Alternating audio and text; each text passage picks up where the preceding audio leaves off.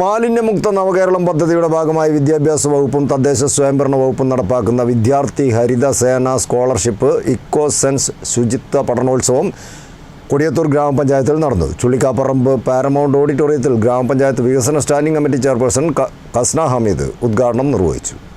മാലിന്യമുക്ത നവകേരളം പദ്ധതിയുടെ ഭാഗമായി വിദ്യാഭ്യാസ വകുപ്പും തദ്ദേശ സ്വയംഭരണ വകുപ്പും നടപ്പാക്കുന്ന വിദ്യാർത്ഥി ഹരിതസേന സ്കോളർഷിപ്പ് ഇക്കോസെൻ ശുചിത്വ പഠനോത്സവമാണ് കൊടിയത്തൂർ ഗ്രാമപഞ്ചായത്തിൽ നടന്നത്. പരിപാടിയുടെ ഭാഗമായി പഞ്ചായത്തിലെ 8 സ്കൂളുകളിൽ നിന്നായി 50 കുട്ടികൾക്ക് 1500 രൂപ വീതം സ്കോളർഷിപ്പും സർട്ടിഫിക്കറ്റും വിതരണം ചെയ്തു. ഓരോ സ്കൂളിലെയും വിദ്യാർത്ഥികൾ നടത്തിയ പ്രവർത്തനങ്ങൾ വിശദീകരിച്ച് അവതരിപ്പിക്കുകയും ചെയ്തു. ചുള്ളിക്കാപ്പറമ്പ് പാരമൗണ്ട് ഓഡിറ്റോറിയത്തിൽ നടന്ന പരിപാടി ഗ്രാമപഞ്ചായത്ത് വികസന standing committee chairperson Kasna Hameed ഉദ്ഘാടനം ചെയ്തു.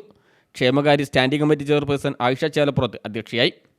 Panchayat health inspector C Rinil പദ്ധതി വിശദീകരിച്ചു.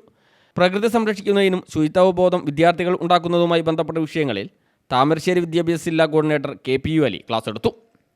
ചടങ്ങിൽ പഞ്ചായത്ത് അംഗങ്ങളായ MP Jumaila, Muhammad Yusuf, KV Niyas, panchayat assistant secretary T Abdul Gafoor, ശുചിത്വ mission resource person Jisha, panchayat വിദ്യാഭ്യാസ നിർവഹണ ഉദ്യോഗസ്ഥ B ഷെറീന, ഉണ്ണികൃഷ്ണൻ തുടങ്ങിയവർ സംസാരിച്ചു.